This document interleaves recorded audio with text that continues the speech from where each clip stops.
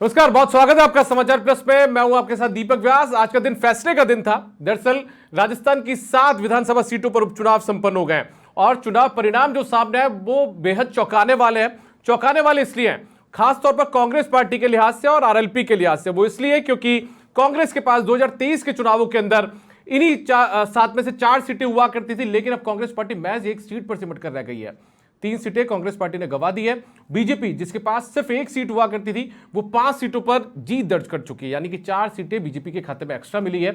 ये सिर्फ 11 महीने के सरकार के कार्यकाल के बाद में हुआ है।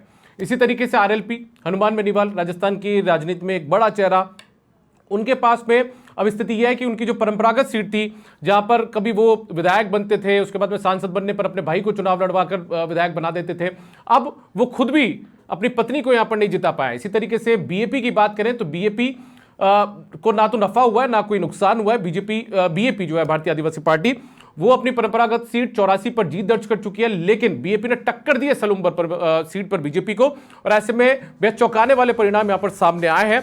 और इसी परिणामों को लेकर आज हम चर्चा करेंगे। हमारे साथ में कुछ खास मेहमान जुड़ चुके हैं, उनका तारुफ आपसे करवा देते हैं। हमारे साथ में हितेंद्र शर्मा जी जुड़ चुके हैं, कांग्रेस पार्टी के प्रवक्ता हैं। बहुत स्वागत है हितेंद्र शर्मा जी आपका। साथ में हमारे साथ में कमलेश मील जी जुड़ चुके हैं, जो कि आरएलपी पार्टी के प्रवक्ता हैं। आपका भी बहुत स्वागत है कमलेश मील जी। कुछ देर में हमारे साथ में गजेंद्र साकला जी जुड़ेंगे, जो कि राजस्थान कांग्रेस के प्रवक्ता हैं। और हितेंद्र शर्मा जी के साथ चर्चा की शुरुआत करते हैं। हितेंद्र जी, जितनी उम्मीद थी आपको उतना तो नहीं मिल पाया आपको, 7 में से 7 सीटें जितना आप दावे कर रहे थे, लेकिन आपकी चेहरे की मुस्कान बता रही कि काफी गदगद आज बीजेपी जरूर है इन परिणामों को लेकर, क्योंकि जो परंपरागत सीट आपकी सलूम्बर हुआ करती थी वहां तो आपने जीत दर्ज कर ही ली, बल्कि 4 सीटें और जीत ली आपने। आरएलपी का भी सुपड़ा साफ कर दिया और साथ में कांग्रेस पार्टी का भी। देखिए, सबसे पहले प्रदेश की जनता को मैं बधाई देना चाहूंगा कि उन्होंने विकास और सुशासन पे मोहर लगाई।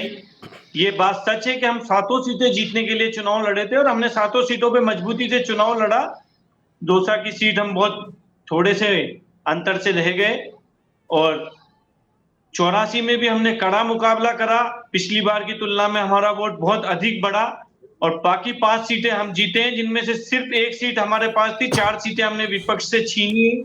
ये भारतीय जनता पार्टी की कैडर की, भारतीय जनता पार्टी के नेतृत्व की, मोदी जी के नेतृत्व की, माननीय मुख्यमंत्री जी के नेतृत्व में जो प्रदेश में 11 महीने में काम हुआ, उसके ऊपर जनता की मोहर है और इसके लिए हम जनता का हृदय से आभार व्यक्त करेंगे और तेज गति से राजस्थान की सेवा में लगेंगे और जनता को जो लाभ दे सकते हैं उसके लिए और प्रयास करेंगे। लेकिन एक बड़ा सवाल मैं आपसे यह भी पूछना चाहूंगा, तमाम सियासी दलों के लिए एक बड़ा मैसेज इन चुनावों ने दिया है, इन चुनाव परिणामों ने दिया है, जनता ने दिया है, जनता जनार्दन ने दिया है। बात यह है कि साहब, आपने भी किरोड़ी लाल मीणा, काबीना मंत्री, उनके भाई को टिकट दिया।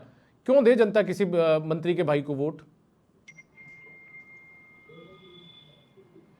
जी क्या? मैं ये कह रहा हूं, इन चुनाव परिणामों ने कई सियासी, दीजिए। मैं ये कह रहा हूं हितेंद्र जी, इन चुनाव परिणामों ने बहुत सारे मैसेज भी दिए हैं। कांग्रेस को भी मैसेज दिया, आरएलपी को भी मैसेज दिया, आपको भी मैसेज दिया है। वो मैसेज ये है कि साहब, किसी सियासी घराने के, किसी बड़े नेता के परिवार से किसी को टिकट दे दिया जाए तो क्यों दे जनता उसको वोट? जी बिल्कुल, जनता ने मैसेज दिया है और जनता ने भारतीय जनता पार्टी के ऊपर मोहर लगाई है। रही बात दौसा की, तो जगमोहन जी को सिर्फ इस वजह से टिकट नहीं दिया गया कि वो किरोड़ी लाल जी के भाई थे। जगमोहन जी भारतीय जनता पार्टी की 10-11 साल से लगातार काम कर रहे हैं, उस क्षेत्र में, समाज सेवा के क्षेत्र में जुड़े हुए रहे, सामाजिक रूप से बहुत काम करते रहे, प्रशासनिक सेवा से जुड़े हुए रहे। इस कारण उनको टिकट दिया गया था। क्यों नहीं जीत पाए, इस पे हम समीक्षा करेंगे और आगे और मजबूती से चुनाव लड़ेंगे।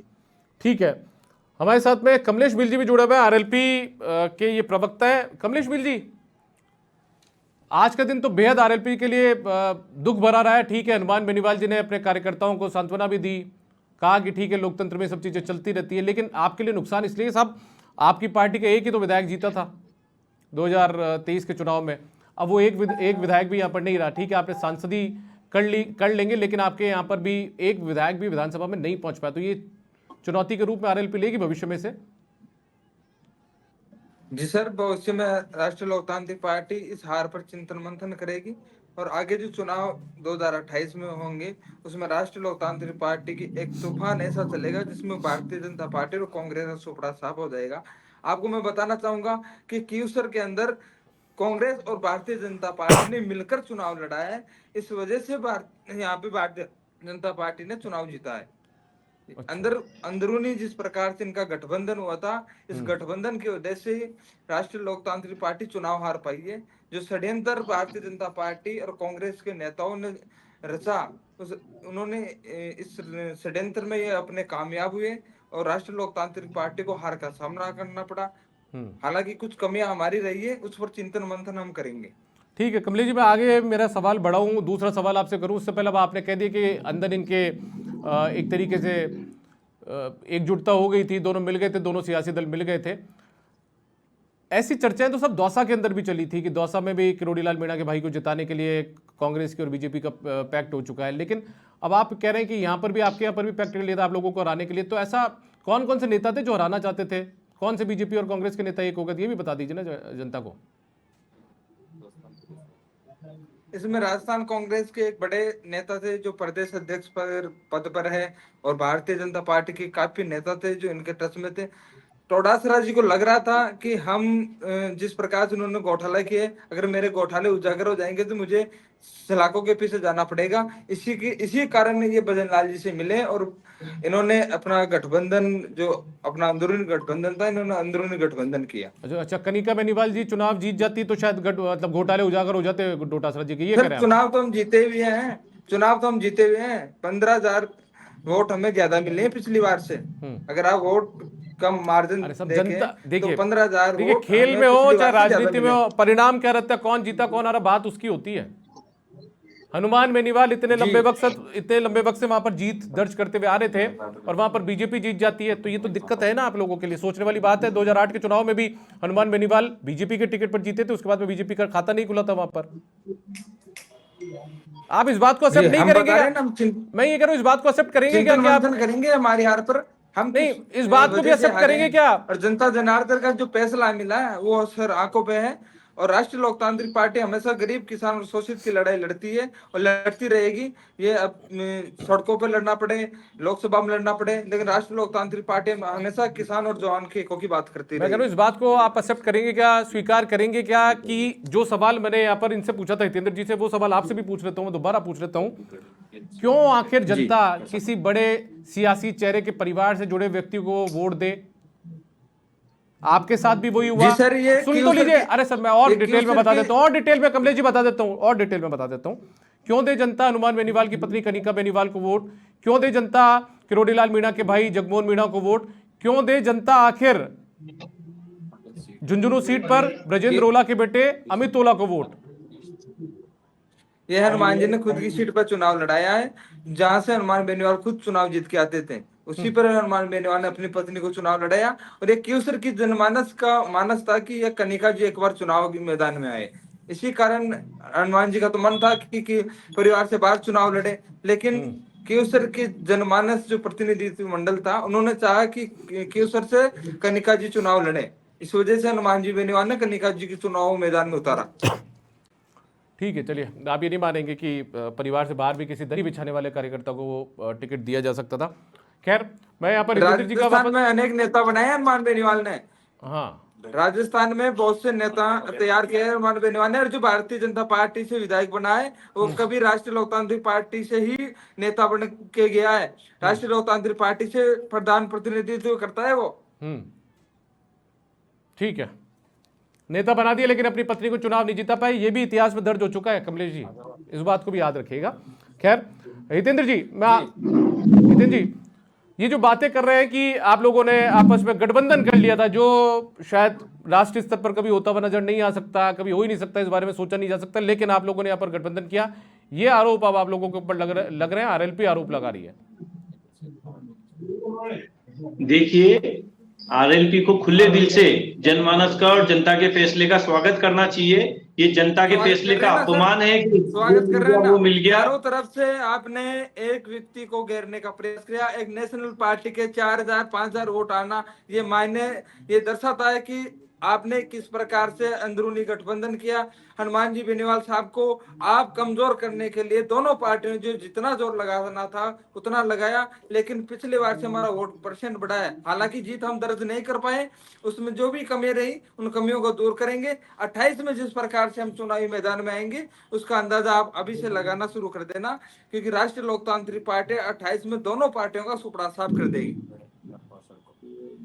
देखिए, मेरे आरएलपी के मित्र कह रहे हैं कि हम हनुमान बेनीवाल जी को कमजोर कर रहे हैं। हनुमान बेनीवाल जी हमारी पार्टी के प्रत्याशी या हमारे सदस्य तो है नहीं जो उनको मजबूत करने का जिम्मेदारी हमारी है। हम भारतीय जनता पार्टी के प्रति जवाबदेह हैं, भारतीय जनता पार्टी के प्रत्याशियों के प्रति जवाबदेह थे, प्रदेश की जनता के प्रति जवाबदेह हैं। हम प्रदेश की जनता को मजबूत कर रहे हैं और भारतीय जनता पार्टी को मजबूत कर रहे हैं। हनुमान बेनीवाल जी को मजबूत करना ना करना वहां की जनता के हाथ में था और जनता ने भारतीय जनता पार्टी के पक्ष में तो अपना फैसला सुनाया है, उसको हम क्यों सर स्वीकार करना चुनाव चाहिए। लड़ाने के लिए कैंडिडेट नहीं थे।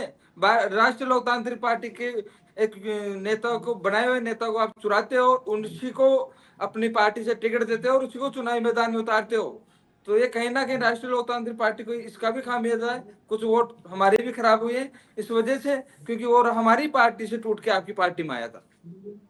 इस बात का भी आप ये जिम्मेदारी कांग्रेस की आरएलपी की थी कि वो अपने लोगों को संभाल के रखे। आरएलपी अपने लोगों को संभाल के नहीं रख पा रही। हनुमान बेनीवाल जी आए दिन कहते रहते हैं लोग मुझे छोड़ छोड़ के भाग जाते हैं। इसका मतलब कहीं ना कहीं बेनीवाल जी ने को दबाने का हमेशा प्रयास कहीं ना कहीं बेनीवाल जी की नेतृत्व क्षमता में कमी नहीं ताकि वो लोगों को संभाल के नहीं रख पा अगर रहे। राज्य में देख लो, दोनों पार्टियां मिलकर क्षेत्रीय पार्टी को दबाने का हमेशा प्रयास करती आई है और करती रहेगी। एक नागनाथ है, दूसरा सापनाथ है। फिर आप क्यों मिल जाते हो नागनाथ और सापनाथ के साथ? अरे ये बात का, इस बात का कमलेश जी जवाब दे दीजिए। मैं आता हूं, उससे पहले ही मैं ये इन्होंने छेड़ दी इस बात को। 2018 का चुनाव आप खुद के बूते लड़ते हैं विधानसभा का, 2019 के चुनाव में आप एनडीए में शामिल हो जाते हैं, 2023 का चुनाव खुद के बूते लड़ते हैं, 2024 के लोकसभा चुनाव के अंदर आप एनडीए गठबंधन में शामिल हो जाते हैं। तो सांसद बनने के लिए तो आपको भी नागनाथ और सापनाथ की जरूरत पड़ती रही है। 2019 में भारतीय जनता पार्टी को हनुमान जी की आवश्यकता थी और युवाओं की एक डिमांड थी कि आप नरेंद्र मोदी जी के साथ गठबंधन कीजिए राष्ट्र हित में। राष्ट्रीय लोकतांत्रिक पार्टी ने गठबंधन किया था। जैसे कृषि कानून, 3 काले कानून लेके आए मोदी जी ने, तत्काल प्रभाव से अगर कोई सांसद विपक्ष में खड़ा मिला तो राजस्थान के नागौर जिले से सांसद श्री हनुमान जी बेनीवाल थे कि नरेंद्र मोदी जी की पुरस्कार थाली को ठोकर मारा और कहा मैं किसानों के साथ खड़ा हूं। 2023 या 24 के आप चुनावों की बात कर रहे हो, तो इसमें भी इंडिया अलायंस के जो साथी थे उन्होंने कहा कि हनुमान जी से गठबंधन करने से हम भारतीय जनता पार्टी को रोक सकते हैं। कि जिस प्रकार से भारतीय जनता पार्टी अपनी मनमानी कर रही है, नेताओं को दबाने का प्रयास कर रही है, ईडी का दुरुपयोग कर रही है, सरकारी संस्थाओं का दुरुपयोग कर रही है, बीजेपी को सबक सिखाने के लिए देश के अंदर इंडिया अलायंस के साथ राष्ट्रीय लोकतांत्रिक पार्टी ने गठबंधन किया। उसका परिणाम यह रहा कि भारतीय जनता पार्टी 25 की 25 सीट नहीं जीत पाई, 13 पे अटक गई। आपको लगता है कि अभी 2024 का कुछ महीने पहले आपने लोकसभा का चुनाव आरएलपी ने कांग्रेस के साथ मिलकर लड़ा, जीत गई। इन चुनावों में भी गठबंधन कर लेते, एक सीट ले लेते गठबंधन में, तो मैं बता रहा हूं प्रदेश के कुछ नेताओं ने हनुमान बेनीवाल को कमजोर करने के लिए ही अंदरूनी गठबंधन किया और अंदरूनी गठबंधन में सफल हुए। उनको लग रहा होगा कांग्रेस के किसी नेता को, जिनका आप नाम बार बार ले रहे प्रदेश अध्यक्ष का, कि वो हनुमान बेनीवाल नए शत्रु के तौर पर पैदा हो जाएंगे, ऐसा? बिल्कुल, ये मैं बार बार नाम ले रहा हूँ। गोविंद सिंह डोटासरा खुद नहीं चाहते थे कि हनुमान बेनीवाल केसर से चुनाव जीते। उनको डर था कि अगर हनुमान जी चुनाव जीत जाएंगे तो मेरे जो काले कारनामे हैं उनको उजागर कर देंगे। अरे इसी वजह से अगर सब एक सीट जीतने में कौन से काले कारनामे उजागर हो जाते हैं, मेरे समझ में ये नहीं आ रहा। मेरे काले कारनामा उजागर करती है तो पहले ही बदन लाल जी से मिल लिए, कहा कि क्यों सर मैं अपन अंदरूनी गठबंधन रहेगा और बीजेपी को मैं जीत दिलाऊंगा। ठीक है, चलिए, तो आरोप प्रत्यारोप की बात हो गई, लेकिन खैर अलग अलग चीजें यहाँ पर सामने आती रही है। मैं हितिन जी आपका रुख करना चाहूंगा। कुछ मुद्दे ऐसे थे जिनको लेकर आप लोगों ने चुनाव लड़ा, हालांकि लोकसभा चुनाव में आपको उसमें फायदा नहीं मिल पाया था, लेकिन इन उपचुनावों में आपको उसका फायदा मिला, चाहे वो ईआरसीपी का मुद्दा हो या यमुना जल समझौते का मुद्दा हो। उन सीटों पर फर्क पड़ा सिवाय दौसा को। ईआरसीपी, यमुना जल समझौते, सुशासन और विकास, जो नौकरियों की बंदरबाट की गई, जिस तरह से पेपर लीक का एक नया उद्योग गहलोत साहब के राज में चालू हुआ था, उन सबके खिलाफ जो एक सख्त कार्रवाई आपने भारतीय कौन सी जनता पार्टी कार्रवाई की कर दी? सरकार ने करी। भारतीय जनता पार्टी ने पेपर माफियाओं के खिलाफ कौन सी कार्रवाई भाई की, इसके आपकी बारे में जरा आपकी जब बताइए बारी आए सर। जब बात कीजिए, नहीं तो आप ही बात कर लीजिए। कर जब लीजिए आपकी मेरी बारी बात, आए आप तब कर आप लीजिए, बोलिए, फिर मैं मैं आपकी लूंगा बात आपसे सुन जवाब। रहा था ना। आप पूरा करिए जी, जी। भारतीय जनता पार्टी ने जो काम किए, प्रदेश की जनता ने उस पर मोहर लगाई है। इस चीज को विपक्ष को ये सबक है कि वो विपक्ष की भूमिका में पूरी तरह फेल रहे। कांग्रेस पार्टी को जनता ने विपक्ष की भूमिका से भी नकार दिया, क्योंकि पिछले साल भर के अंदर अंदर लगभग कांग्रेस एक भी विपक्ष की भूमिका में मजबूती से नहीं खड़ी हो पाई। हम लोग शुरू से कहते रहे थे कि ये पार्टी सिर्फ सत्ता में काम करने के लिए रहती है, जनता ने इनको सत्ता से बाहर किया, ये विपक्ष की भूमिका में है। और जैसा कि महाराष्ट्र की जनता ने करा कि विपक्ष की भूमिका से भी विपक्ष को नकार दिया, इन लोगों को, इन मतलबी, स्वार्थी और देश को विघटन करने वाले लोगों को प्रदेश की जनता भी आने वाले चुनाव में, जो आम चुनाव होंगे 28 में, उसमें कांग्रेस को पूरी तरह नकार देगी और कांग्रेस विपक्ष में बैठने के लायक भी नहीं बचेगी प्रदेश में, आप देखिएगा। सब कांग्रेस ठीक है, विपक्ष में बैठने लायक नहीं बचेगी, ये अलग बात है। भविष्य के घर में क्या छुपा होगा, ये तमाम चीजें बात का विषय है। अभी कांग्रेस के प्रवक्ता हमारे साथ में नहीं जुड़े हैं, हम कोशिश करेंगे वो भी जुड़े।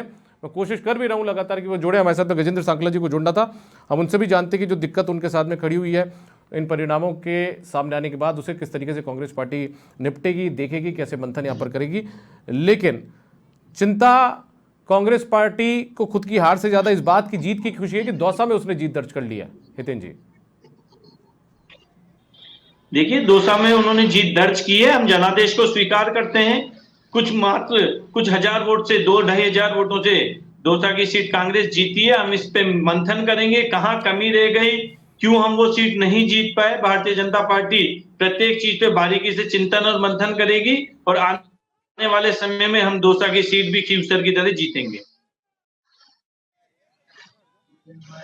सीट भी आप जीतने का दावा कर रहे हैं, लेकिन मैं जिस बात पे आ रहा था, मैं ये पूछ रहा था कि ये जो समझौते आपने किए, चाहे यमुना जल समझौता हो, उसका आपको झुंझुनू में फायदा मिला, लगता है इन सब चीजों का? इसी तरीके से ईआरसीबी का फायदा आपको रामगढ़ में मिल गया, देवली उनियारा में मिल गया। देखिए, हर जगह पे विकास के नाम पे हम लोगों ने वोट मांगे थे, ये बहुत माइलस्टोन मुद्दे थे। ईआरसीपी प्रदेश के 21 जिलों की लाइफलाइन साबित होगी। शेखावाटी के लिए यमुना का जल बहुत लंबे समय से एक लंबित मांग थी, जिसपे भारतीय जनता पार्टी की सरकार ने आते ही काम चालू करा है और बहुत जल्दी आप देखिएगा, बहुत कुछ समय में इनकी शिलान्यास प्रदेश में रखी जाएगी और हम लोग इनकी शिलान्यास भी करेंगे और इन मुद्दों पे दोबारा चुनाव में जाने से पहले इन सभी परियोजनाओं का उद्घाटन भी भारतीय जनता पार्टी करेगी।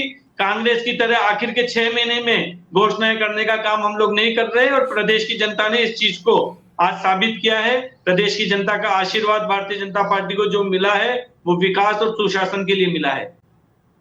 ठीक है, एक चीज और बता दीजिए साहब, ये जो बीएपी है, बीएपी एक सीट पर तो जीत गई है, 84 जो सीट थी जहां से राजकुमार रूत 2023 में जीते थे, बाद में उन्हीं के प्रत्याशी ने वापस जीत दर्ज कर लिए इन उपचुनावों में। लेकिन सलुम्बर ऐसी सीट है, वहां पर आपकी प्रत्याशी शांता देवी मीणा जीत तो गई हैं, लेकिन बहुत ज़्यादा मार्जिन नहीं रहा यहाँ पर। और शुरुआत में तो लगातार वहाँ पर जो जितेश कटारा थे वो लगातार आगे चल रहे थे। तो ऐसे में अलार्मिंग तो आप लोगों के लिए भी हो सकता है, खतरे की घंटी तो हो सकती है कि भविष्य में आप लोगों को भी अपनी कुर्सी बचाने के लिए जद्दोजहद करनी पड़ेगी।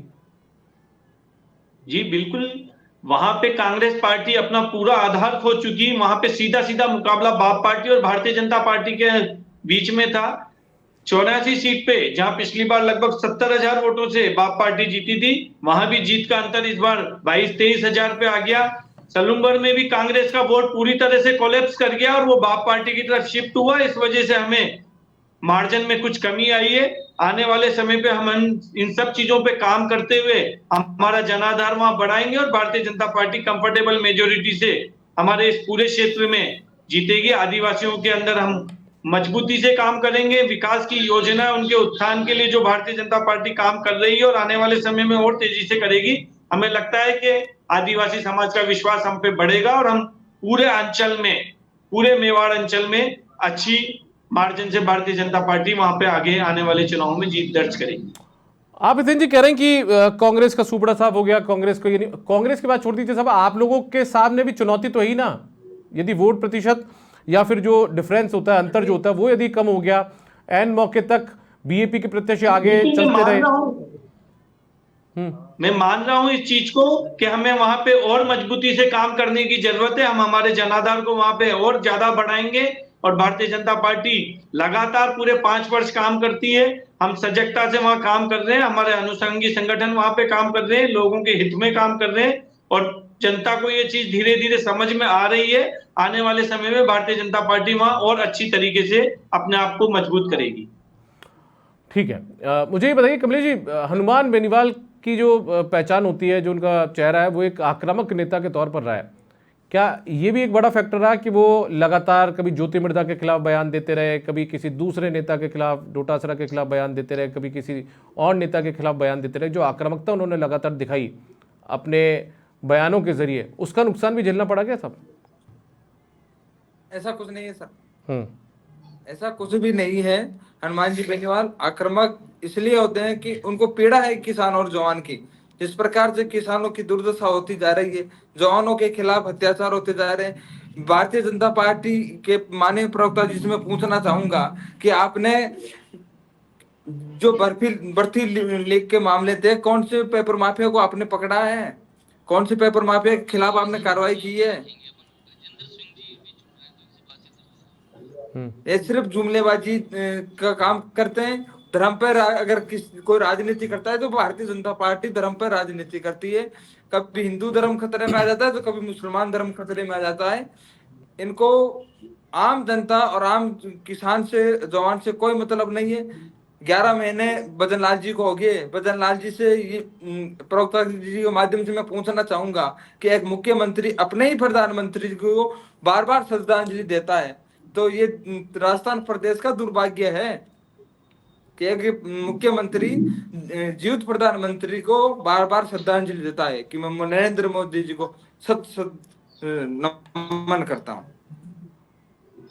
ये आपने भी सुना होगा। तो कहां प्रदेश सुरक्षित हाथों में है? गहलोत राज में जो घोटाले हुए, भारतीय जनता पार्टी को उनको उजागर करना चाहिए। कहाँ उजागर कर रही है? पेपर माफियाओं को जेल में डालना चाहिए, कहाँ जेल में डाल रही है? बात कर रहे हैं विकास की, लोगों को जेल में डाला जा चुका है अभी तक। लगा दिया आप। सब पेपर लीक में जो शामिल लोग थे उन पर कार्रवाई तो सरकार ने करी, उसका मैसेज तो गया ही जनता के बीच में। शायद उसी की बदौलत 5 सीटें बीजेपी जीतती हुई नजर आई है यहाँ पर कमलेश जी। जो मैन माफिया था ना, अभी भी वो गिरफ्त से बाहर है सर। जो पेपर सरगना जो चलाता है या इसको पेपर आउट करने वाले जो लोग थे, अभी भी इनसे सरकार के गिरफ्त से बाहर हैं। ठीक है, चलिए मैं आखिरी कमेंट के लिए यहाँ पर हितेंद्र शर्मा जी को इनवाइट करना चाहूंगा। हितेंद्र जी, आपकी आखिरी टिप्पणी साहब इस परिणामों को लेकर। देखिए, प्रदेश की जनता को बहुत बहुत बधाई कि उन्होंने भारतीय जनता पार्टी पर विश्वास किया, हमारे सुशासन पे विश्वास किया, माननीय मुख्यमंत्री जी और मोदी जी के नेतृत्व पे विश्वास किया। आज का दिन सभी के लिए बहुत बहुत शुभ और मंगलकारी दिन है और भारतीय जनता पार्टी के कार्यकर्ता होने के नाते हम सबको विश्वास दिलाना चाहते हैं कि हम मजबूती से प्रदेश की जनता की भलाई के लिए काम करेंगे और सर्व जन हिताय सर्व जन सुखाय पे हम लोगों का आगे का 4 साल का कार्यकाल रहेगा। आपको बीच में रोकना चाहूंगा मैं। ठीक है, मैं आप दोनों को रोकना चाहूंगा बीच में। गजेंद्र सांकला जी भी हमारे साथ जुड़ चुके हैं, कांग्रेस पार्टी के प्रवक्ता। हालांकि बहुत देरी से ये आए हैं, बहुत सारे सवालों के जवाब हम इनसे भी चाहते थे, लेकिन बहुत लेट ही आए, बहुत कम वक्त हमारे पास बचा है इस डिबेट के लिए। गजेंद्र सांकला जी, स्वागत करता हूं आपका जी। बहुत नुकसान हो गया कांग्रेस पार्टी के साथ। बिल्कुल हुआ है सर, इसमें कोई दो राय नहीं। कांग्रेस पार्टी को नुकसान हुआ है और इस चुनावों के परिणामों के जो रिजल्ट आए हैं उन पे कांग्रेस पार्टी गंभीरता से चिंतन करेगी और चिंतन और बंद करने की आवश्यकता है कि क्यों इस तरह से हमारा मूल वोट बैंक जो हमारी खुद की सीटें थी, जहां हमने 11 महीने पहले चुनाव जीता था, वहां हम लूज क्यों कर गए।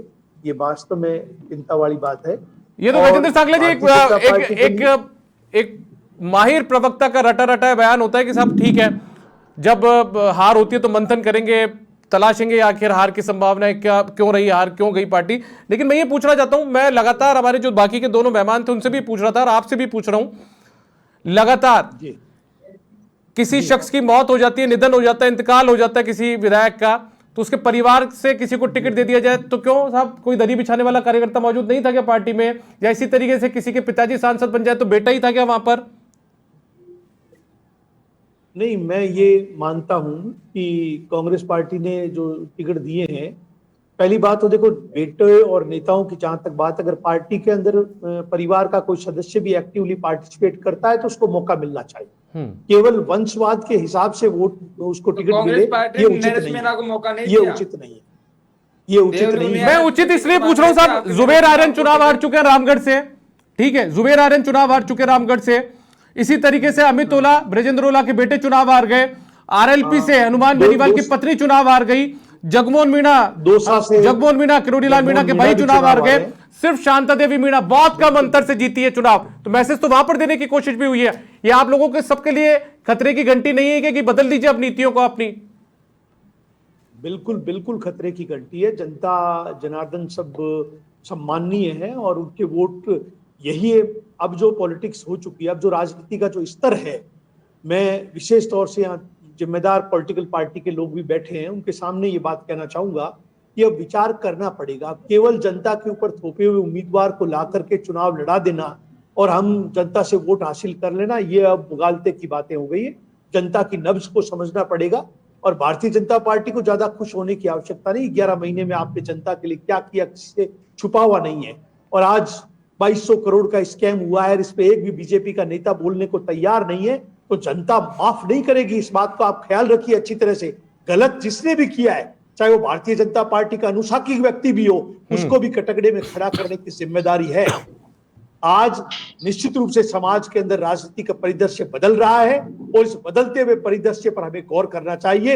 ये बात बहुत महत्वपूर्ण है और निश्चित रूप से कांग्रेस ने टिकट देने के अंदर जो कमियां और गलतियां रही, अगले दिनों के अंदर उसके ऊपर पूर्ण विचार करके मैं मानता हूं, मैं कोशिश करना चाहूंगा और मैं चाहूंगा कि प्रदेश कांग्रेस कमेटी और अखिल भारतीय कांग्रेस कमेटी इन वापस गलतियों की पुनरावृत्ति न करे। इसमें हम संशोधन मिल करके करें, कमियों और गलतियों को सुधारें, ग्राउंड लेवल पर रिपोर्ट लेकर के सही व्यक्ति को। ठीक है, मेरे पास वक्त की कमी है। बहुत शुक्रिया गजेंद्र सांगला जी, कांग्रेस पार्टी के प्रवक्ता, कमलेश बिल जी, आरएलपी प्रवक्ता, और साथ में हितेंद्र शर्मा जी, बीजेपी प्रवक्ता। आप तीनों मेरे साथ जुड़े इस डिबेट में हिस्सा लिया, आप तीनों का बहुत शुक्रिया। तो कुल मिलाकर देखिए, खतरे की घंटी सभी राजनीतिक दलों के लिए, सभी सियासी दलों के लिए, सोचना तो सबको पड़ेगा इन परिणामों के बाद में। फिलहाल इस खास पेशकश में इतना ही, इजाजत दीजिए।